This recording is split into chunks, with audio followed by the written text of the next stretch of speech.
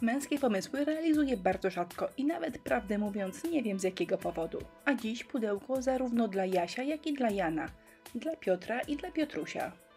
Wystarczy wydrukować odpowiednią grafikę i nadaje się zarówno dla małego, jak i dla dużego mężczyzny. Jako podstawę projektu wybrałam pudełeczko o wymiarze 18 na 18 cm. Ale ten projekt jest na tyle łatwy, że możecie wybrać zupełnie inną skrzynkę albo kuferek. Pudełko ma wyglądać na stare, a wierzch ma być zrobiony z grubych desek. Żeby dechy wyglądały naturalnie, robię nacięcia, które imitują ich połączenie.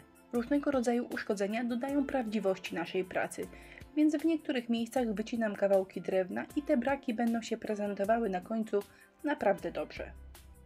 To jest lazur w kolorze orzechowym i niebieskim.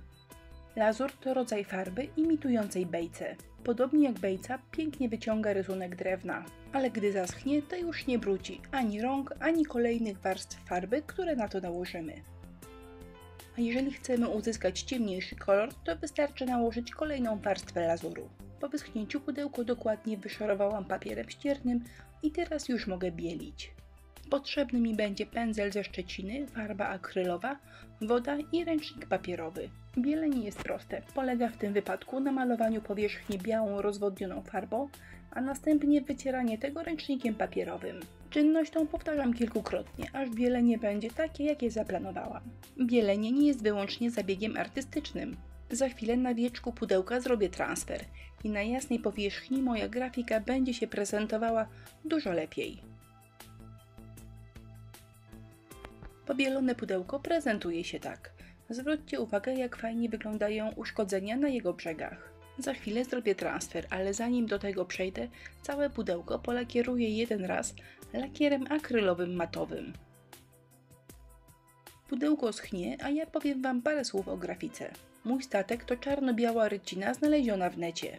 Obrazek dostosowałam pod względem wielkości, a następnie wydrukowałam na drukarce laserowej na zwykłym papierze, tzw. ksero. I dopiero teraz mogę zrobić transfer rysunku na moje pudełko. Do transferu użyję specjalnego preparatu. To jest naprawdę proste. Smaruję pudełko, następnie smaruję preparatem obrazek i przyklejam obrazek do pudełka. Żeby wszystko potem ładnie wyszło, trzeba nasz rysunek docisnąć do wieczka. Aby niechcący nie uszkodzić kartki, dociskam przez koszulkę do dokumentów. Po pierwsze wygładzam kartkę, a po drugie pozbywam się zgrubień spowodowanych nierówną ilością nałożonego kleju. Jak coś wylazło, to wycieram, a następnie pozostawiam do wyschnięcia.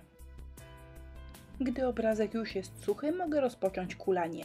Przyda mi się woda i gąbeczka. Zaczynamy kulanie, gdy rysunek jest mokry, a kiedy jest mokry, to dokładnie widać. A kulanie jest proste i na tym preparacie zawsze się udaje. Dla każdej kobiety to prosty zabieg kosmetyczny. Po prostu na mokro trzeba spillingować cały wierzchni papier. Na sucho kulanie idzie źle, więc jeżeli macie ochotę, można to zrobić w zlewozmywaku.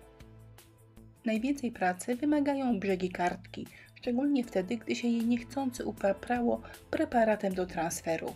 Wycinam resztki suchego preparatu z zagłębień między dyskami i moja praca w tej chwili prezentuje się tak.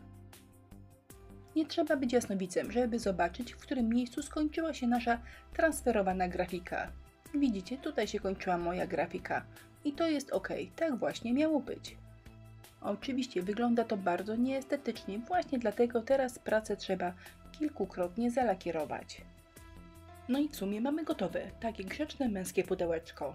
Ale przecież wszystkie wiemy, że w każdym mężczyźnie gdzieś jest, czasami głęboko ukryty, gen samca alfa. Gen prawdziwego macho, więc dodajmy naszej skrzyneczce odrobinę pazura. Skórzane męskie okucia zrobione z paska od damskiej torebki zrobią nam robotę. Miałam tylko brązowy pasek, więc najpierw go przemalowałam na czarno, a potem delikatnie przeleciałam na szaro, żeby wyglądał staro i dostojnie. Pasek prezentuje się odpowiednio, teraz wystarczy go przykręcić, śruby przemalować na czarno i praca gotowa. Mam nadzieję, że ten pomysł Wam się podoba, bo po pierwsze nie ma z nim dużo pracy, a po drugie go łatwo zmodyfikować. Wystarczy wybrać odpowiednią grafikę, zmienić kolor tła, a dostosujecie go do marzeń Waszego ukochanego mężczyzny. Jak zwykle listę wszystkich artykułów, którą użyłam w filmie, znajdziecie na dole pod filmem, czyli w jego opisie. Dziękuję Wam wszystkim za uwagę, zapraszam do naszego sklepu oraz na inspirello.pl.